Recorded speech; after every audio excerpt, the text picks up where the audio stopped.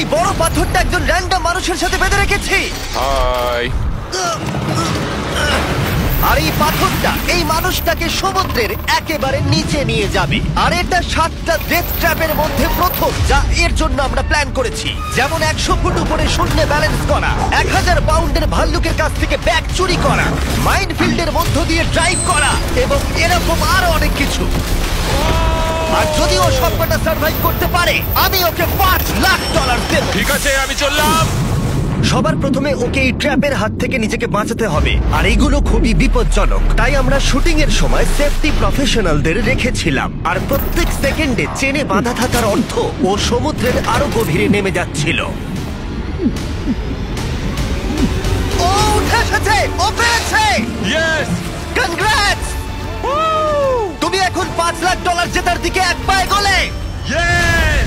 কিন্তু এর পরের চ্যালেঞ্জটা